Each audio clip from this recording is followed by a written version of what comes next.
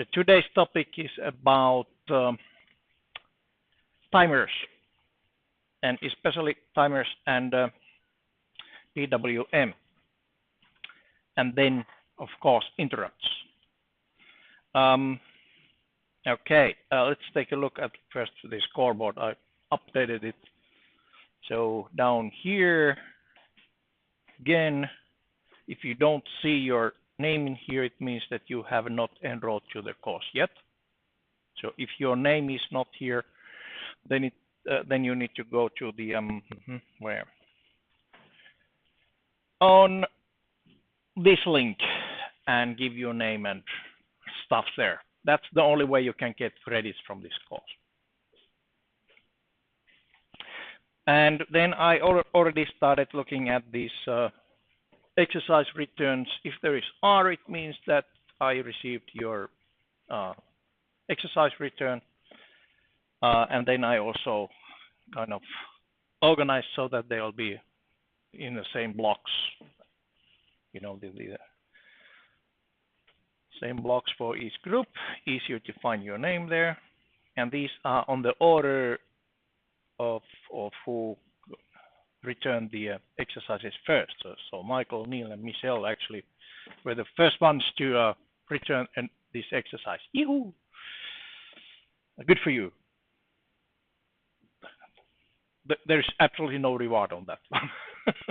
Okay, but anyway, so the timers. Let's take a quick look. What is this all about? So we will be playing with the servo motor, especially that. I recommend using this SG90, which is 9-gram servo motor, meaning the motor weighs 9 grams. Okay, there are some information you can find for the servo motor on the internet. Actually, I just added a link here, which should take you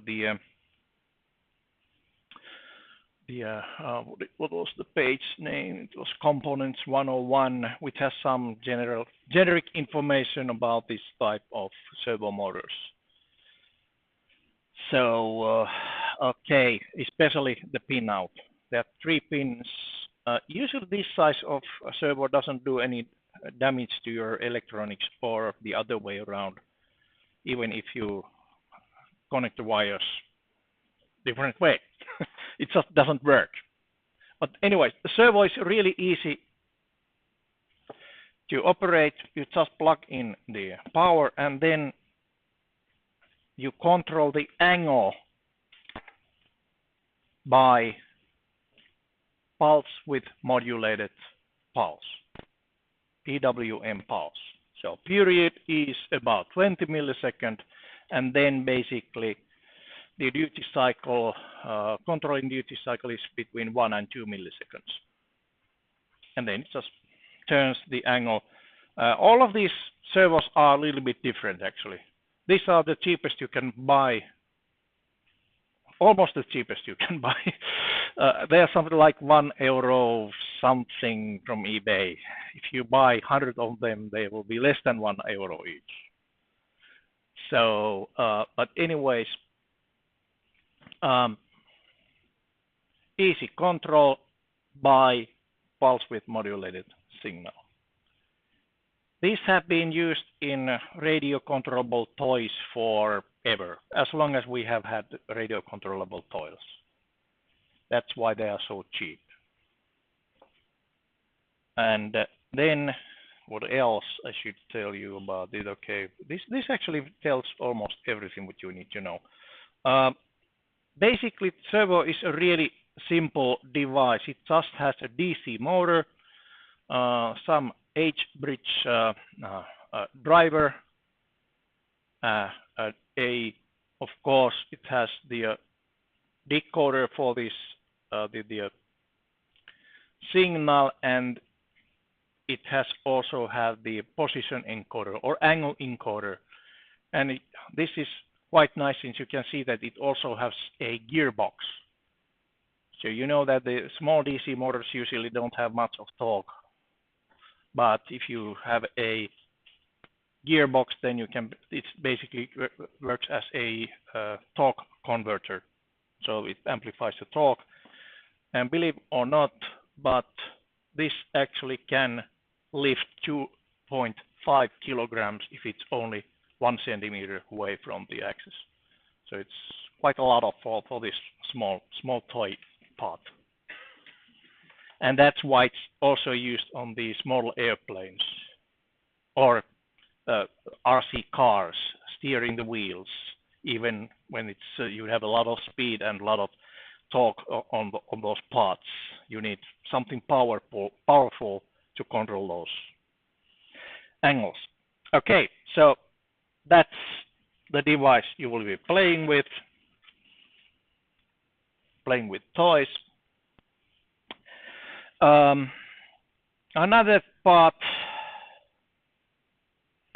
actually is the let's see, let me open the exercise. Was it already? Yes. Okay, so setup task is, let's see, servo and button press and interrupts. Yes, the interrupts part of PSoC. That's an interesting thing, actually. Let me go and start my PSoC designer.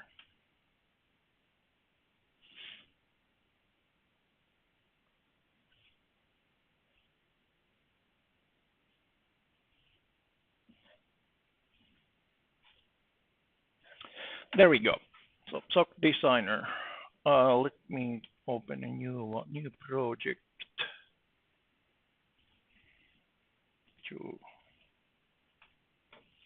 with the same processor, since I need to show you something. And just for fun, I'll show you how to handle the interrupts in PSoC by adding here just a pin. Yesterday, I think I used button the port 1.4 for my button, and then I had also the pull down resistor there. Okay, how about if I then also add some interrupt kind of thing? So when I enable one of those three interrupts, I can then actually have an access to interrupt service routines. Okay, so let's see. Falling edge, rising edge, change from read. Maybe rising edge would be good. Yes. Initial value is 0. It's pulled low, and whenever I push a button, then I want to have an interrupt. Okay. There. So next thing would be to generate the all the needed files. Okay, let me open this one a little bit. So currently the project has the source file. The only source file is main.c. Then it also has this device dependent H files, header files, which are part of the package. This will be there whenever you start a new project. But when I click the generate configuration file, that actually generates you the boot.asm and then adds also the library functionalities. Okay, those are the library source files are assembly code, and library header files are these are the header for C programs and also those. Okay, yesterday we already noticed that that PSoC GPIO int actually have these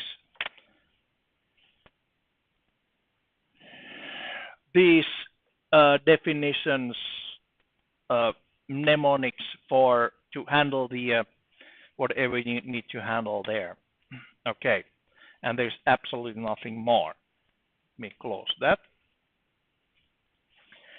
Okay.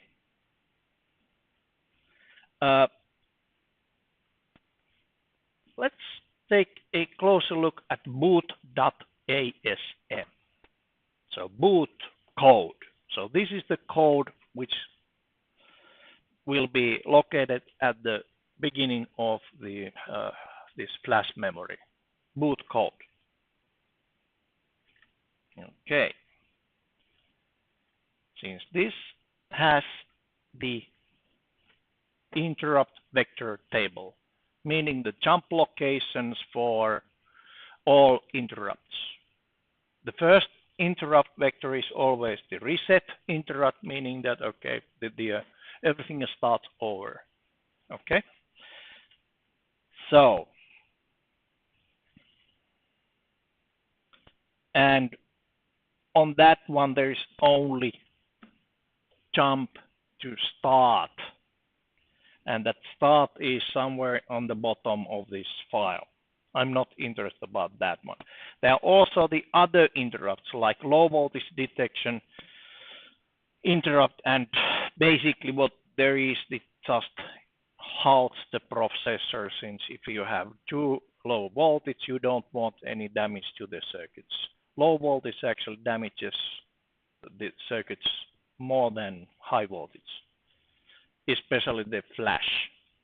You can brown out the flash if you start accessing the flash memory with a too low voltage, meaning that then you can throw the device away. That's why low voltage detection is fixed with the halt command. Okay, but yes, you can actually go and mess up this thing, but it needs active messing up. All right, so since this is just code, you can edit the file. Definitely you can just, But anyways, then there's interesting section. These are the different blocks are giving the next section for the interrupts. And basically there is, well, that's commented out. But basically there are these calls to handling routines.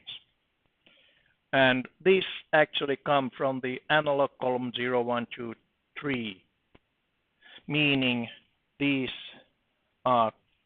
interrupts are coming from this part of the device. So basically that first interrupt there, which was called 08.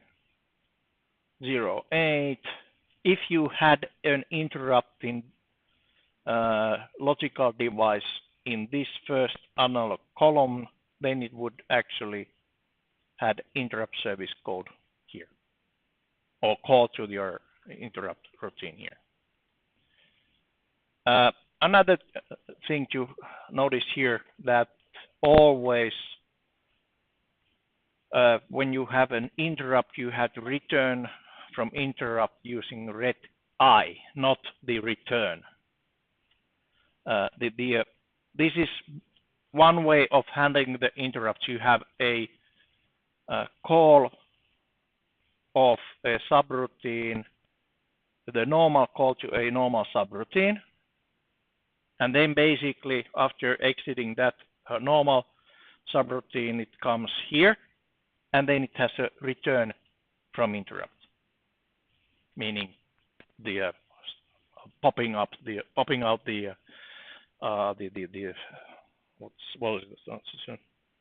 code location where it was interrupted from the stack. Okay. Yeah, and so on. Okay. Here we go. That's what happened to this boot table when I actually allowed this pin to have a rising edge interrupt. So when a rising edge interrupt happens here, meaning I push the button, the code actually starts here. at this location 1C, which is GPIO interrupt vector, and there is just long jump to PSoC GPIO interrupt service routine.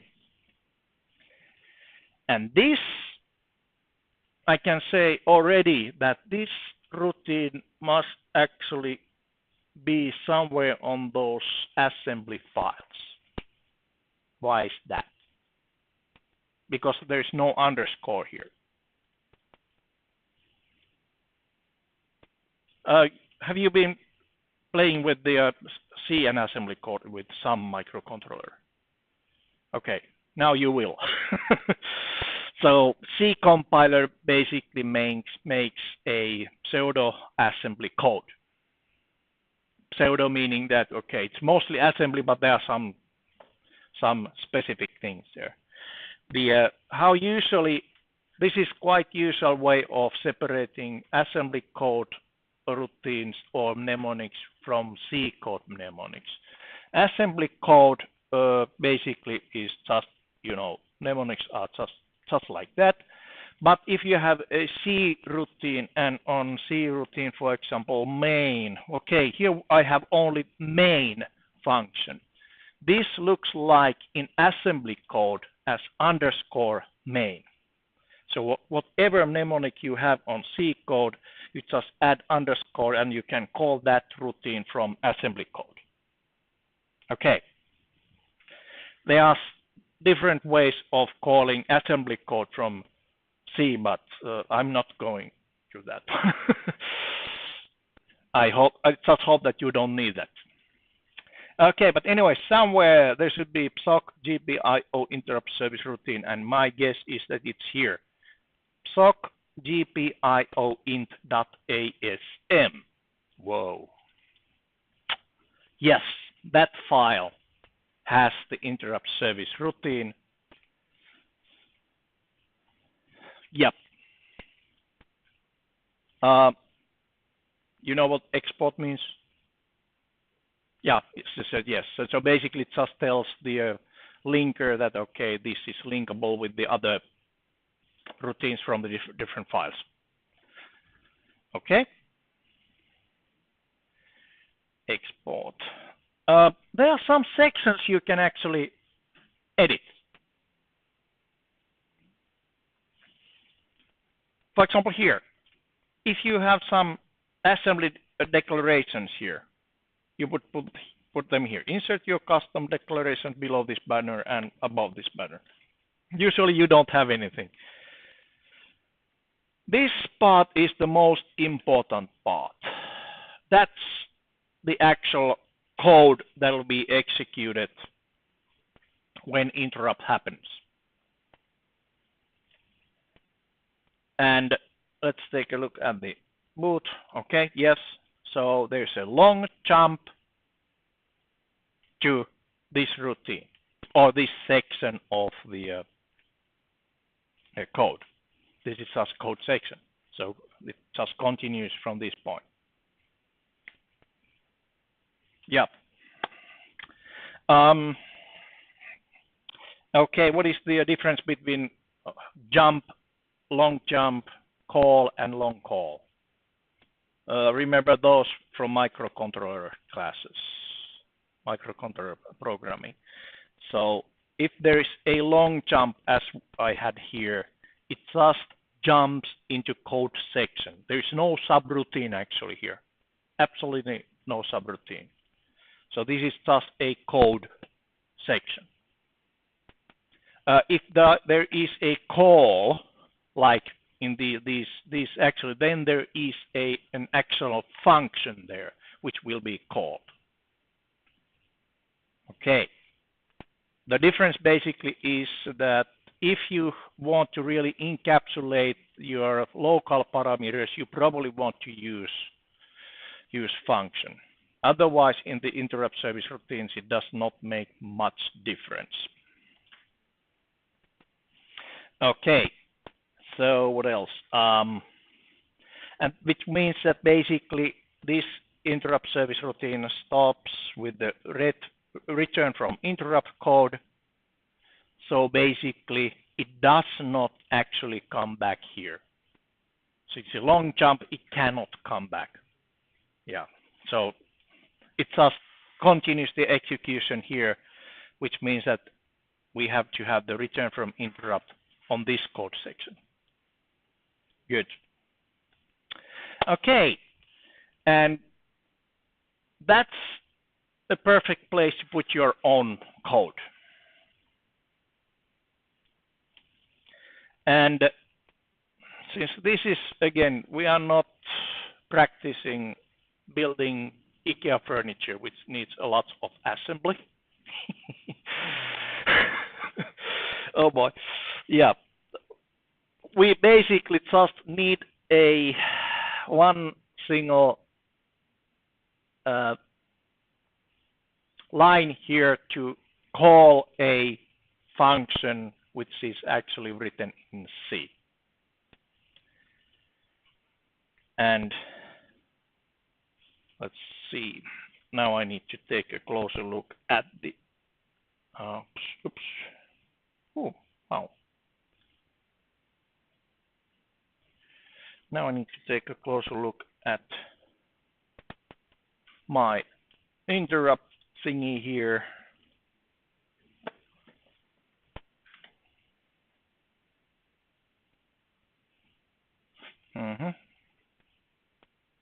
Depend tricks.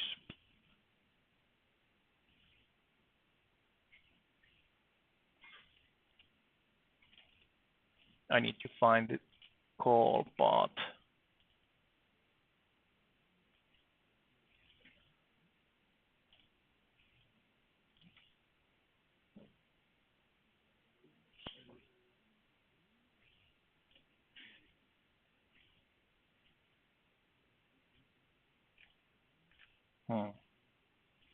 Can I find it here? I can always just guesstimate it. Long jump, not long jump. Why I don't find it?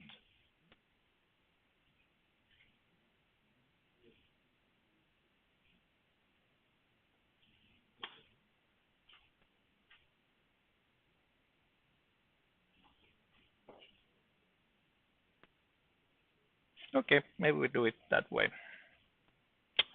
Okay, in this code you can actually then have both the ways, either long jump or long call. Okay, why long? The difference between long jump and a jump is basically the distance or in bytes of those code sections. So if that the routine that you are calling is on a different page, meaning on different block of 256 bytes, you need to use long jump. Then it will be 2-byte long address. Jump address is always just 1 byte, so the code must be on the same page. Okay, but long jump can jump into the 16-bit address. Since we are not sure how squeezed the memory locations on the beginning of this code is, we use long jump instead. Okay. If we are actually doing long jump, then we need to have the routine that it jumps to have the return from interrupts. Otherwise, the stack will be broken. If the other way is actually to have a long call to your routine, then it returns back here, back into this point, and then there is the return from interrupt. But say more cost efficient would be to have long jump.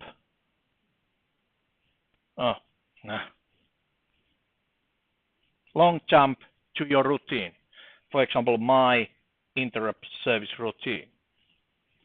And okay, by adding the underscore character there, basically, take a quick look. Yeah. Underscore character here. Then that states that this code actually can be found from some C file or precompiled C file. Okay. That's the only thing you need to do in this routine. Well, maybe you want to save it. Okay, and next thing would be to go, for example, into main.c and add your code there. Or you can actually create a new file which has the interrupt service code there. If you have a big project, then you probably want to have this code separately on different file. But anyways, that's more like a software engineering than embedded engineering. So this is my way. So okay, I will write my ISR code here.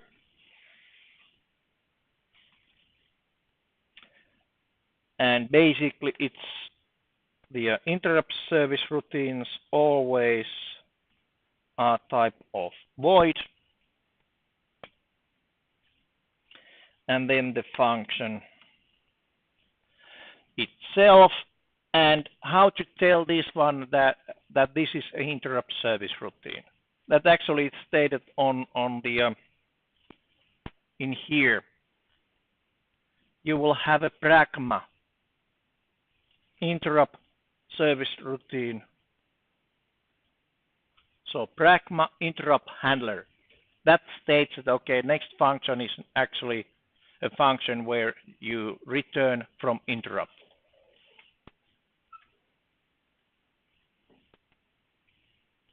There we go.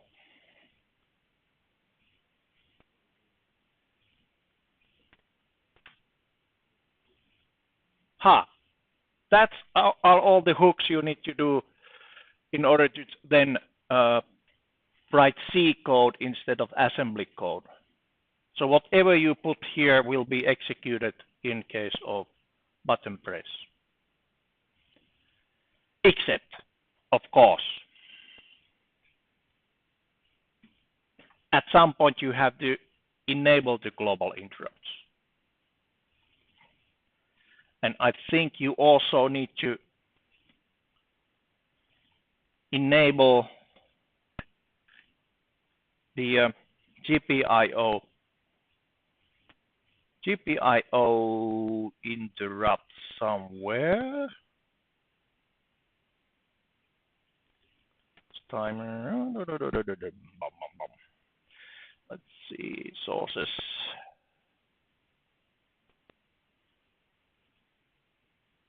Interrupt service table. First priority.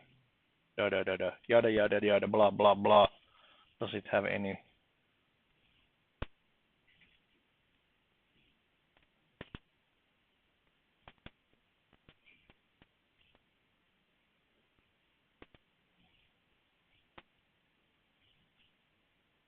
Oh, there, yeah. You need to also have that line there. So enable global interrupt is just enabling the interrupt service mechanism. And then in addition to that, you need to also enable the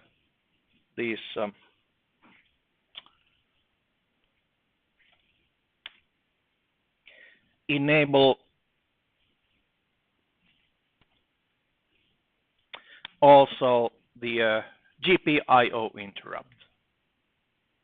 Okay. So practically now everything is done for this interrupt service. Those small tricks. So, okay. So let's take again just a review of how the mechanism actually goes.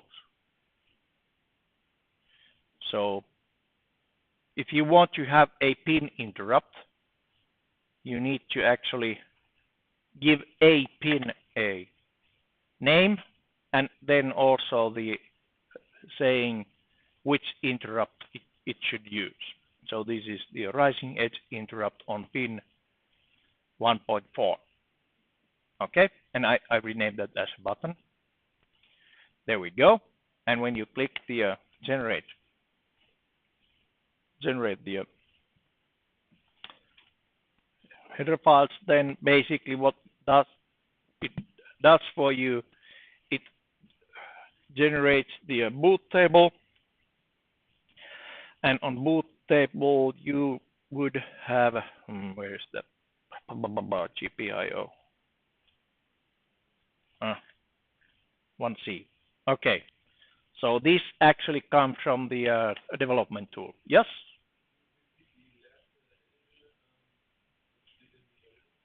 Yes, I will. Yeah, I'm repeating everything. Oh, this one. Okay, so I just renamed a button, put the pull down drive, and then give a rising edge interrupt. Rising edge interrupt, and then generate the configuration files. Will give you this line on these 3 lines on this boot.asm. Boot.asm is actually the code that starts the whole thing. That's a boot code. All right. So basically, here's just a long jump to PSoC GPIO-ISR. Okay. So it jumps into this routine right here. PSoC GPIO-ISR, which can be found from PSoC GPIO in .asm. Okay. And here I have just a redirection, again a long jump to my own interrupt service routine, which is written in C and which is currently empty. Okay, so just a long jump. You need to put it in between of this section. There's insert your custom code below this banner and insert your custom code above this banner. So that's why it's right. You must put it right there, is that when you click the generate configuration files, the system goes and checks if there is anything there. It doesn't touch that part. Okay, that's nice. You don't need to add your code every single time you press the button. All right, so there's just a long jump, and basically it's a long jump, and then you need to write your own code somewhere. In this case, I just put it in main.c at the end. So this pragma statement here actually tells the compiler that, okay, this is interrupt handler type of routine, meaning that it will compile this one and add return from interrupt at the end of the code. Okay, that means that you don't need to do everything in assembly. And then whatever you put there will be executed. Okay, some ID. Yes, you have a question.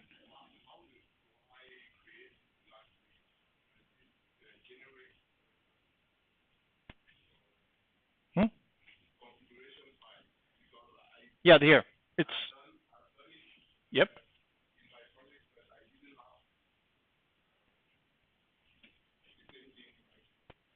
Okay, let me come on to, so you have a pin, and that's you rename that pin, right? It doesn't matter what you use the name. Yeah, and then, but anyways, the rising edge interrupt. Yeah. When you have the rising edge interrupt there, then after that one you click generate the configuration files. Then you should get the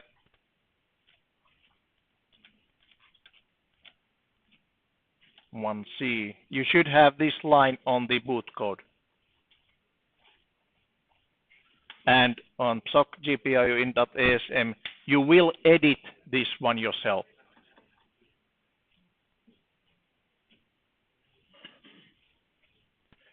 Okay, and then you go to the main file and add pragma and the routine.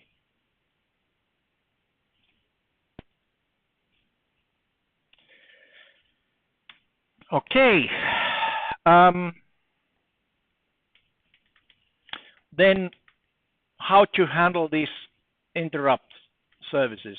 Usually the good idea is basically to have as little as possible done inside of the interrupt service routine, because the interrupt service routine can be also interrupted by higher priority interrupt.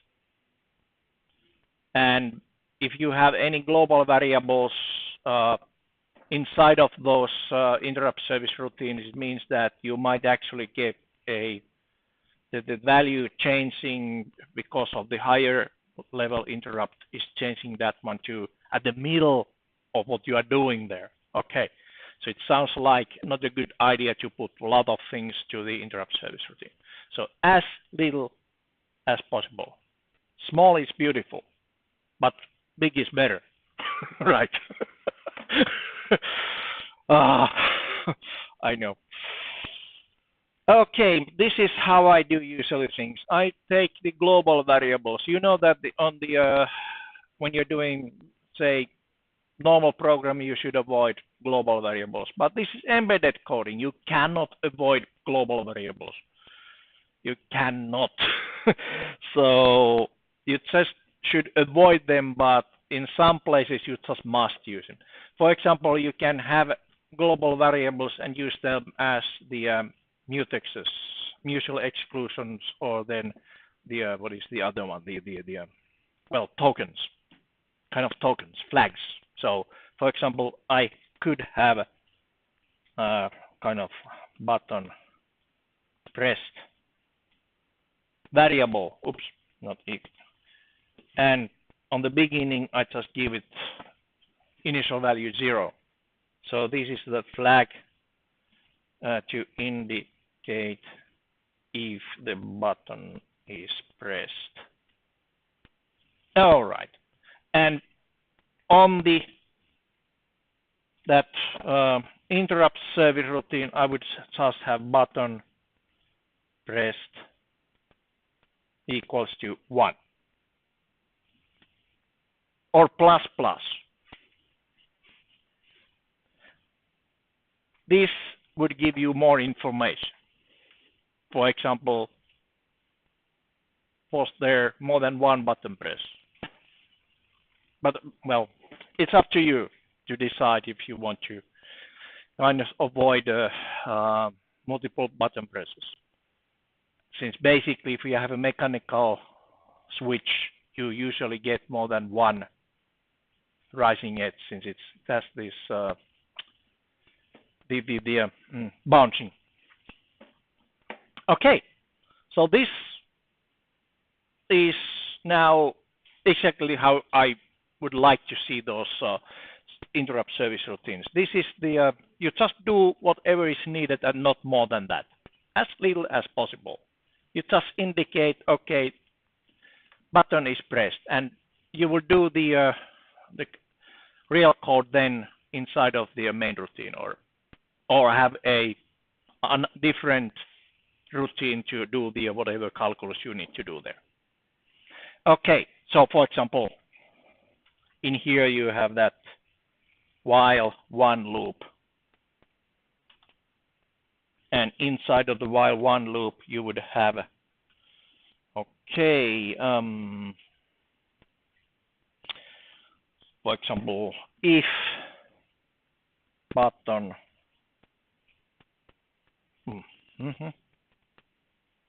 button pressed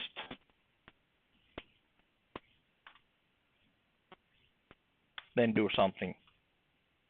Maybe I should actually move that one here. There.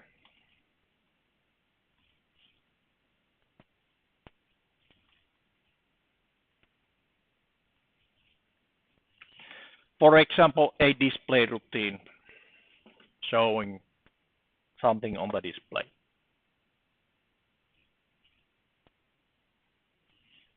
Okay, so that's the general idea how to make the interrupt service routines working. So it's quite straightforward thing, but yes, there are several places you can go wrong. Okay, so let's see.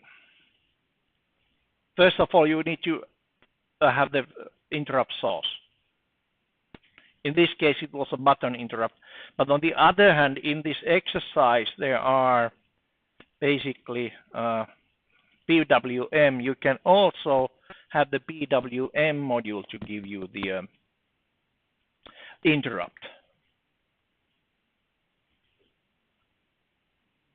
And there's the interrupt type, terminal count or compare true. Usually terminal count. Okay, so, and of course, now if I press the this one here, I will get PWM8 interrupt code here. And similarly on boot.asm, I have the digital block interrupt. Ooh, that's nice. Long jump to here, so I guess it's right there. Okay. Yep. So you need to again make your own code, and yes.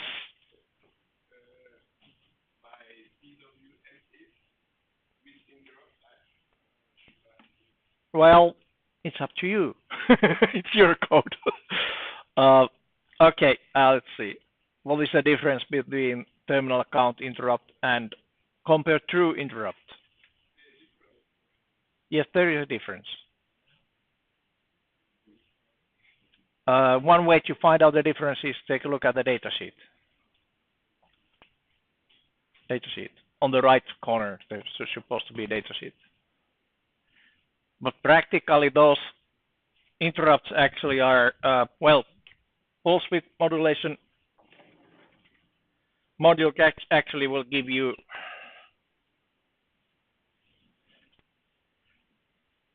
period counts. It's a full period. If you have a compare true, no, that's a terminal count. Terminal count interrupt actually happens here. Compare true interrupt happens here. Yeah.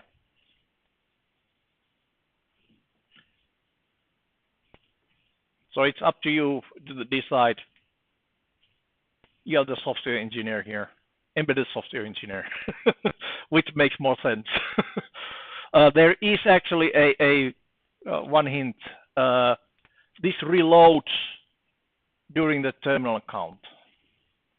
So if you want to adjust the next pulse width by interrupt service routine, you probably want to have this reload value ready right after this compare true.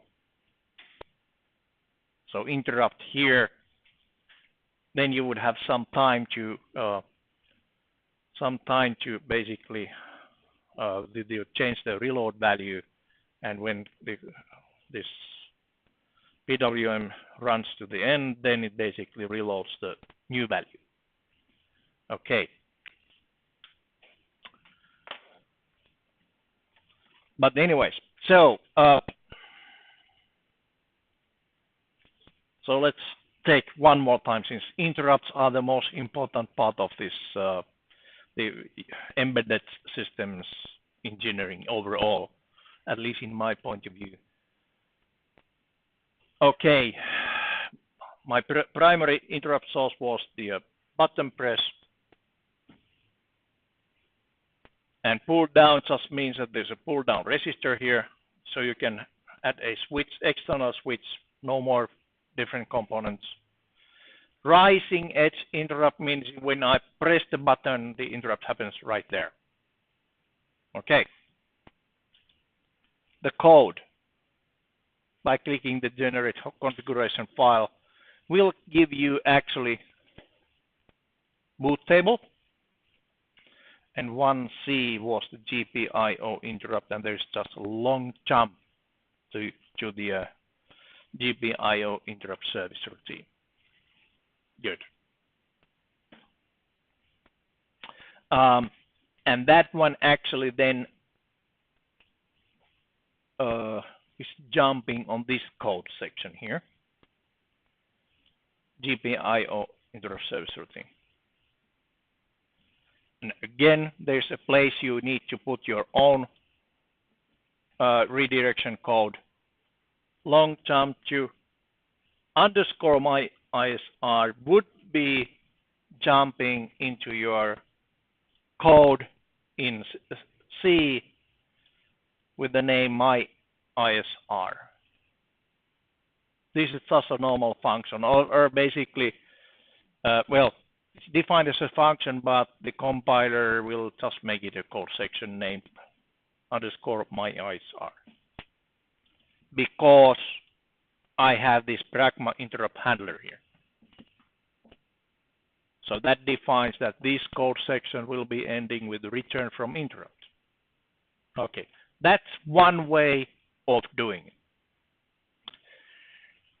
On that PWM interrupt, or do you have any questions on this one? Yeah. So yeah, and one more thing is that do as little as possible on the interrupt service routine, since the interrupt service routine can be easily interrupted by higher priority interrupt. Okay. So just flags or simple things like the increment of a variable. That takes about three. Yes, it takes about three assembly commands. One is to read a variable. Another one, well, read a variable to register, then increment register, and then write back to that variable. So three commands in the assembly code. Takes about not too many times. I think it's about 5 microseconds in this. It's pretty good. All right, and there you basically need these global variables. Don't be afraid of using them. Okay, let's take a closer look at the PWM stuff. I added here 8-bit PWM and module. Actually, for the exercise, when you take a closer look at the exercise, I'm asking you to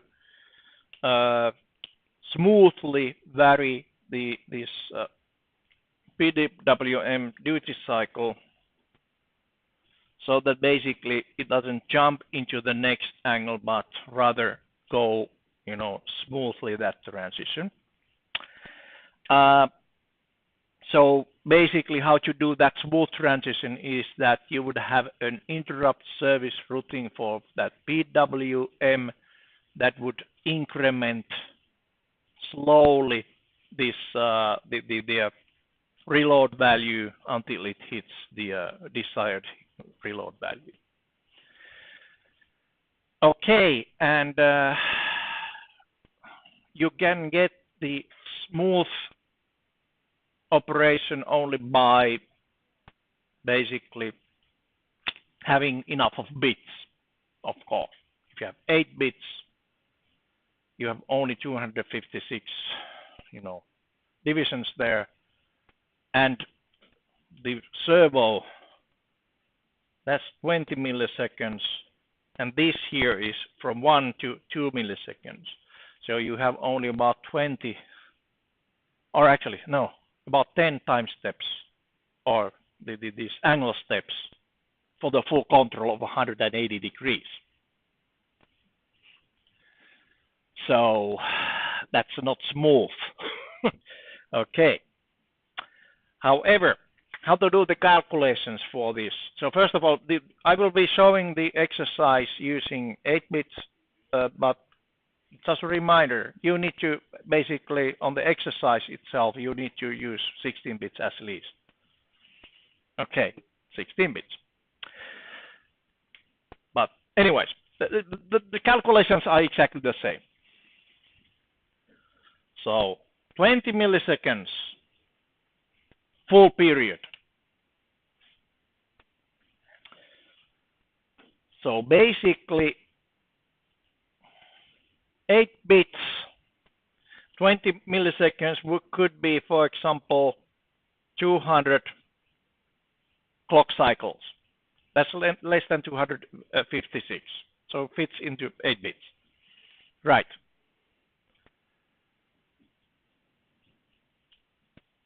Eight bits. Okay, good. So that actually now defines my clock rate.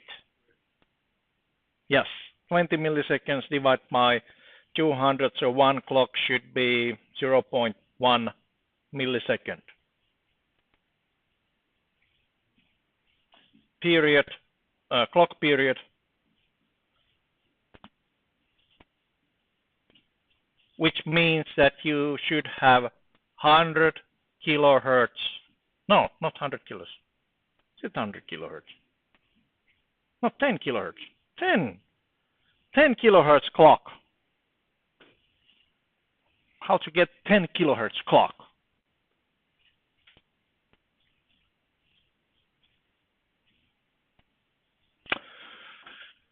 Okay, we need to have 10 kilohertz clock. Then I could actually put the 200 as my base period. So period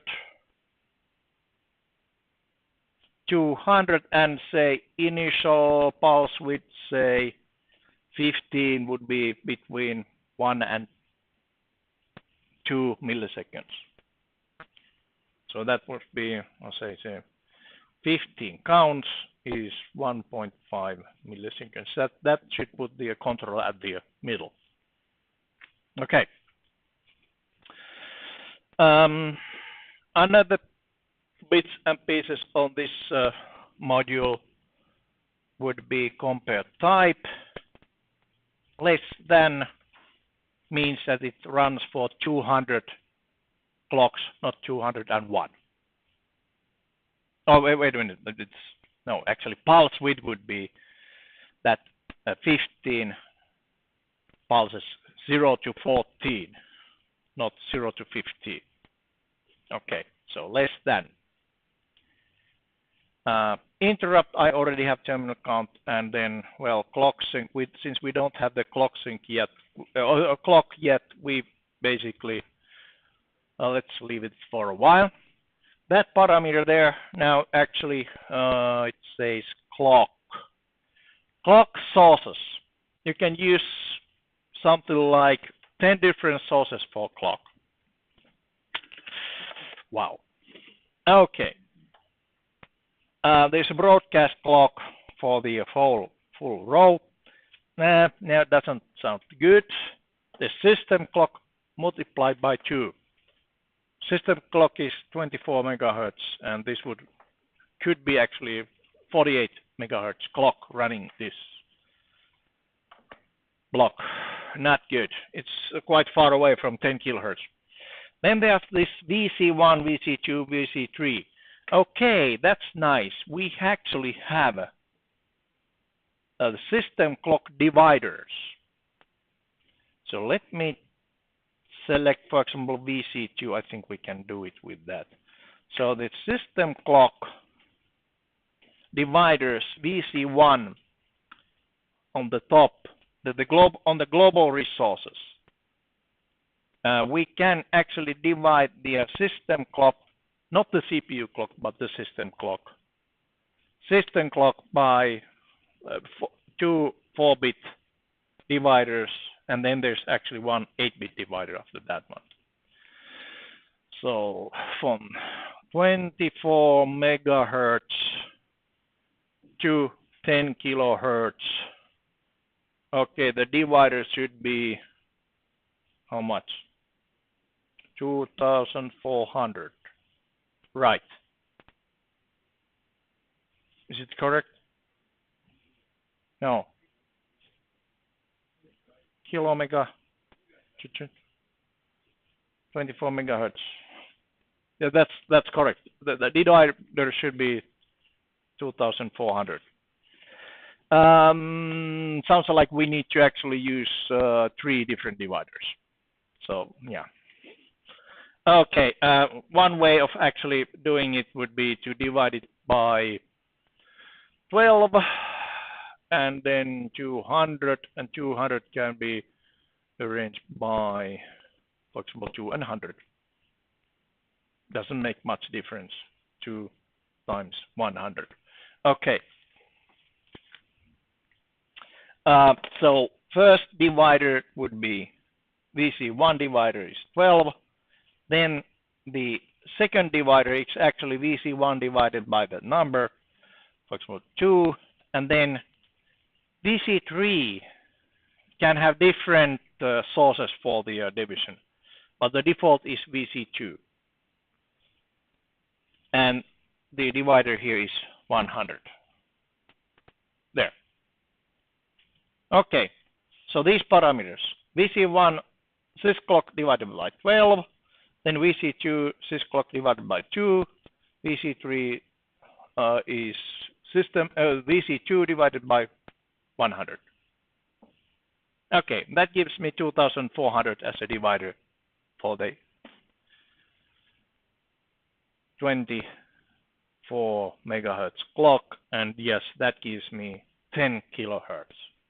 Okay, when you are doing that 16-bit system, you need to do the calculations over, of course.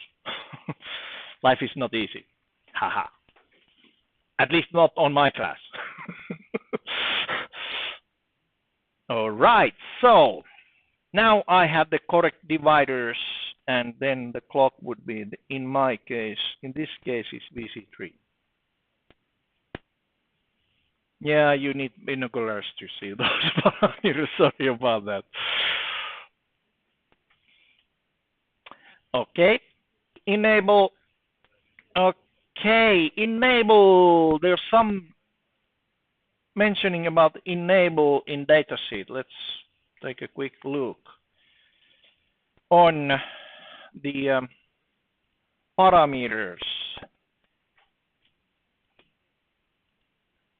A high input enables continuous count, while a low enable disables count with resetting the counter. So I would guess that we set the enable high. So that is continuous counting. It also, you can have hardware also defining that if it's on or off. And then read the documents carefully about the parameters, since sometimes you have to set it something else. Everything is in this documentation. Compare out. Okay, now we are starting to get there. How to get this data from that block to some pin. Wow. Alrighty. PWM8. Enable is high. Clock source is given. Compare out. Must be actually now routed to some pin here. I'll show it the reverse way. I like actually doing things on finding first the pin and then figuring out where I can connect. But anyways, the idea is that on left, these green lines are basically the input input lines for odd ports and even ports, and on right hand side the green lines are the output lines for odd ports and even ports. So if I, for example, take the port 1.2 and select where the signal comes from, you can actually, if this is the output port, you should actually select the global output odd 2. That is the only line I can connect it here. Another thing, drive strong, because we are actually driving outputs. Interrupt, well, we already have interrupting from the block itself. We don't need the pin interrupt in addition. No interrupt for this pin. There we go. Magically, we have now connection between that line and that port. That's the only way you can get outputs of the block to any of those pins. Okay, let's see. On that, how to connect this one in here. Basically, there's only the selection of connecting this line to pin port 1.3 or nothing. Interconnect actually means that we can connect either output to input or directly from input to output, but that doesn't help us either.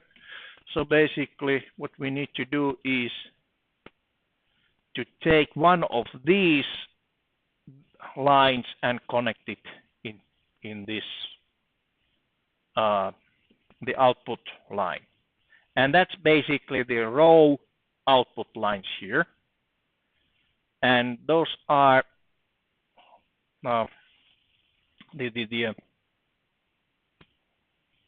those you can select where the output goes from this box here. And guess what? Row output 0, row 0, output 0 can be connected only on those 4 lines by enabling the buffer. So line 0, 4, 0, 4. Okay, not good for us. I want to connect to global output odd 2, so actually I can do it from here. So that connects to global output odd 2. There we go. Now I have this line connected to that, which is connected to port. Okay. And now basically I can connect this compare out, which is the pulse width modulated signal, to row 0 output 2. There. It's a little bit, complicated thing to do, but anyways, that's how you do it. So first you find the pin where you want to put that one, start routing backwards until you find the block. Row. That row. Okay. If you click that icon here, it gives you the buffers. And then you basically just turn on the buffer. By the way, you can turn more than one buffer. So if you want more than one, exactly the same signals, you use them probably somewhere else. Then you can have multiple lines there. There. And then it's 1.2.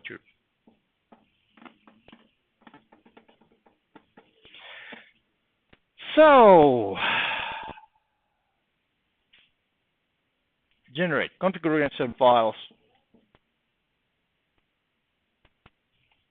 Okay, reload, reload, reload. And modify the main file, modify the interrupt service routines, that kind of stuff. But anyways, let me PWM8 start.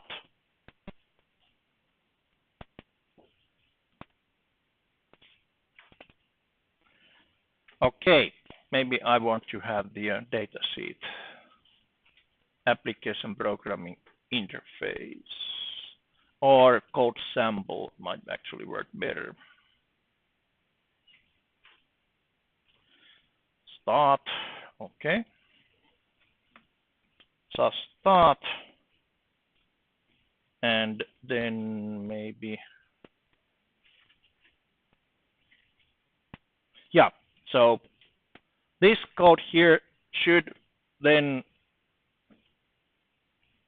put this server at the middle position. They are also, as you can see from the datasheet code sample, then you can access the pulse period and pulse width by some API functions. Okay.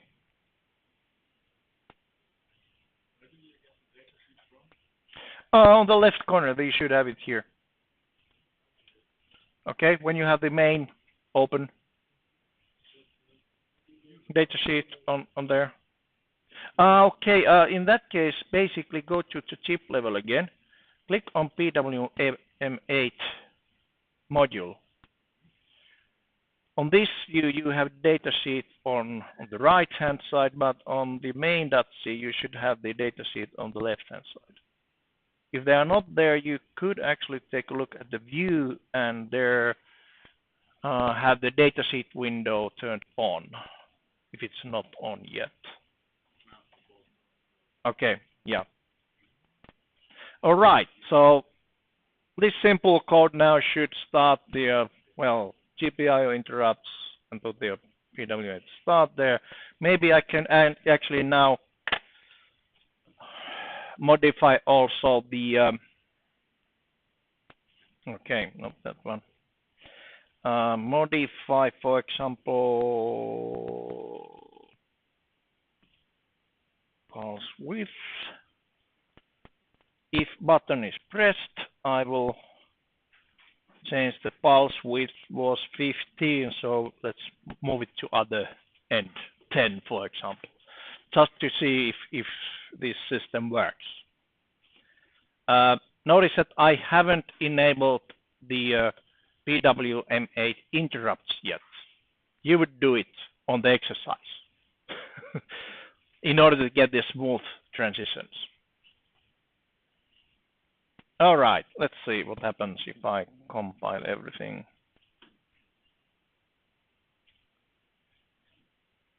Whoa, what happens? Actually, no errors. This doesn't happen every day. Okay, there we go. Program path, reset mode, power on.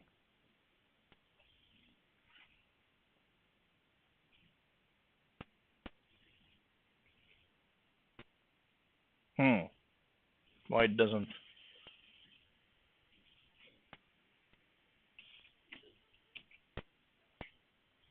fail?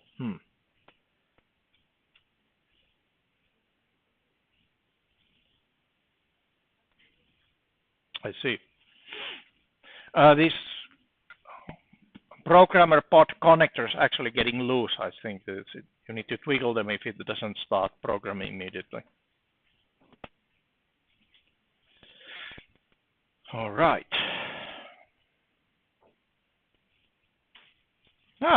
Fail. Why did it fail?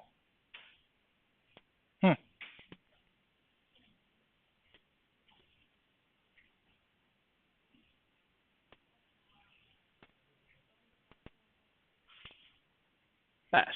Good. Yep. Okay. There are two types of servos here. Use the smaller one because basically this doesn't draw more than 100 milliamps of power, meaning that you can plug it into this the development board directly. If you use higher power servos, then you probably need to have external power supply, which we don't have. Okay, so with some luck,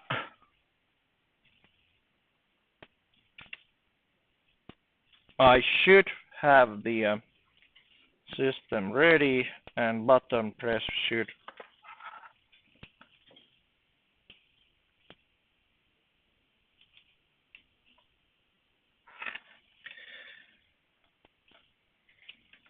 let's see.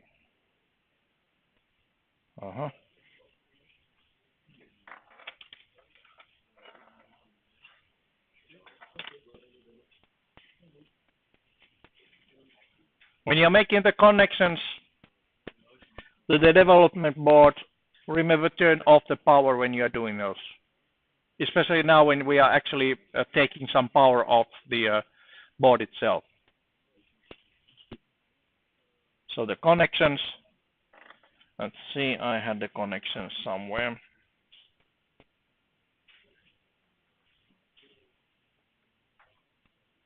Yep, connections.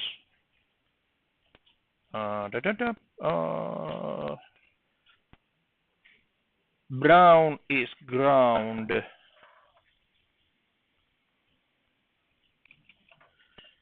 And the red is plus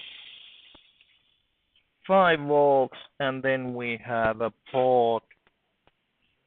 Which did I use?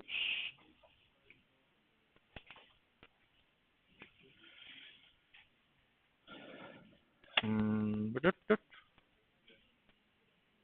1.2.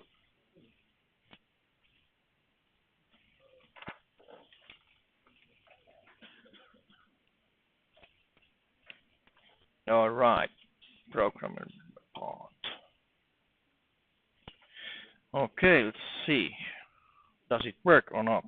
Button press. Why nothing happened?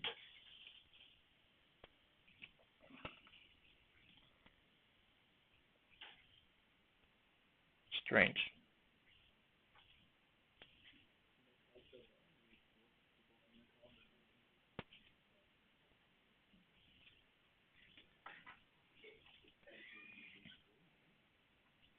Okay, so any questions?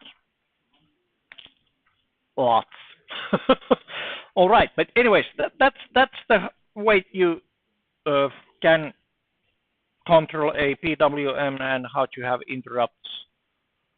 On your exercise, the PWM interrupt code is a little bit different from the GPIO interrupt code. Let's take a quick look.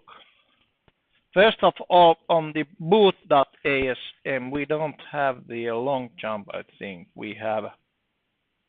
Oh, it has long jump. Okay, good. So block DBB00 interrupted vector. So this is not different at all. In this code, that's another way of calling a function from interrupt service routine. I like the way we did the button press interrupt better. So this is a normal call to the function. Okay, with this way, you do not need to actually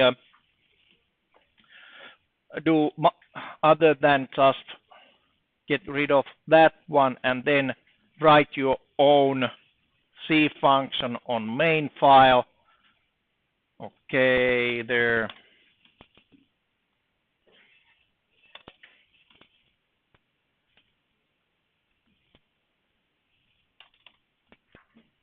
Yeah, that will be enough. You don't need to have the pragma. On the other hand, this would then return back to this code. separately. Okay, and basically you would like to have also those. That's basically putting most important registers to stack, just in case.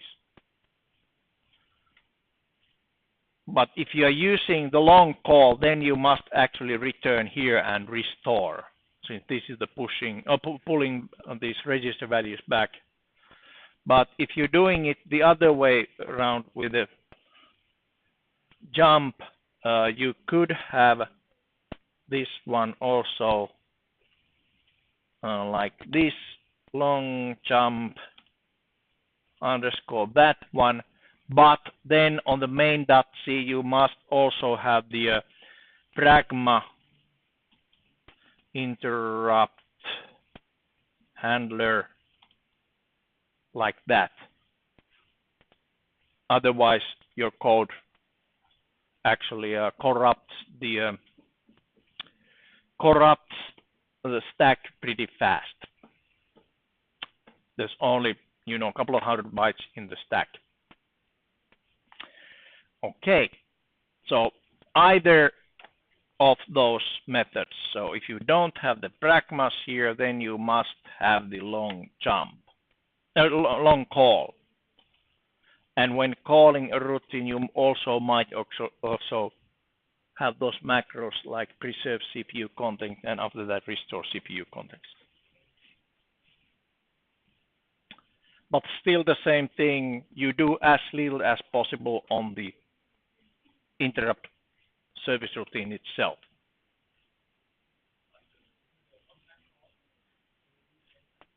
Yes. In boot ASM, it's just a long jump. Yeah, once it's called once every interrupt. Yes. Yeah, every time it interrupts, it actually does that. In this system, you do not need to clear the interrupt separately. It's enough that it goes into this. Yeah, I know. In ARM processors, I think you need to clear the individual interrupt.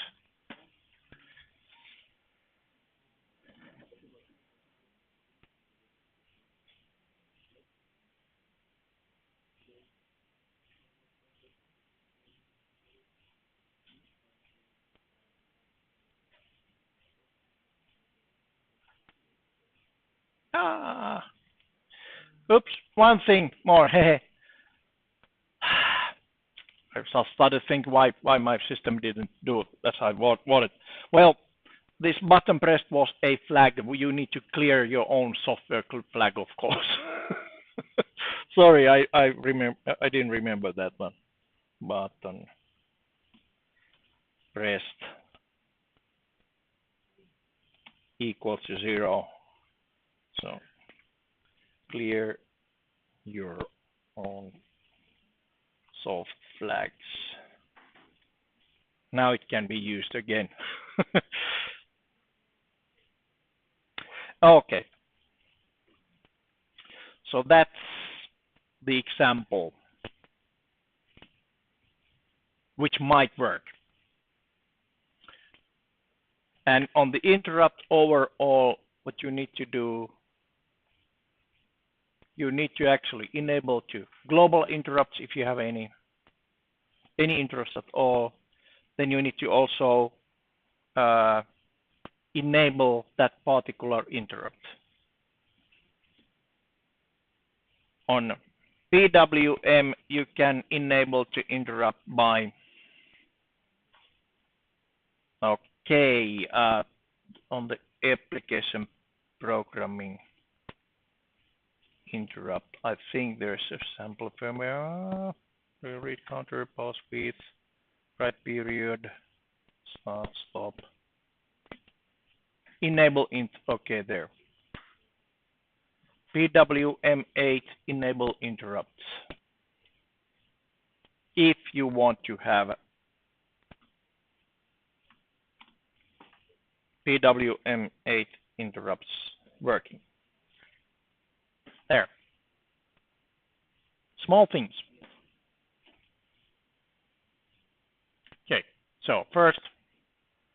define the interrupt on the chip design. The sources for interrupts are defined here. Generate application, generate the configuration files actually will create you the code where to put your own hook for the C routines. Two different ways of doing it on the this PSoC GPIO interrupt service routine. Just a long jump to my ISR, and then you must on your C code you must have the pragma.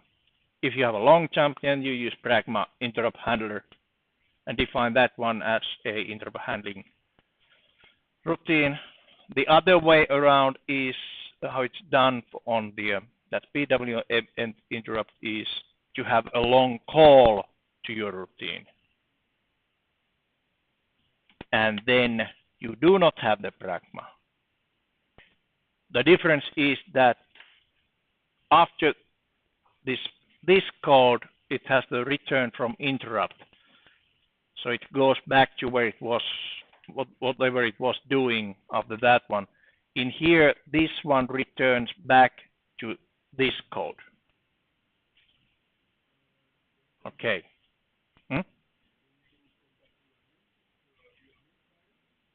Yeah.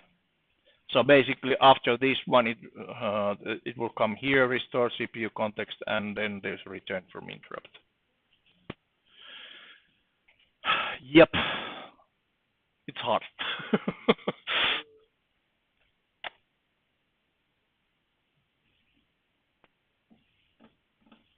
All right. So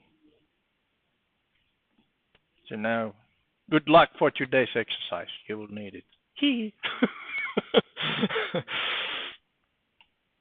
The same way as yesterday, I will be here until around 4 o'clock. So I will probably go to have a lunch around 1 o'clock. So, but anyways, start working. If you have any questions, ask anytime. Good.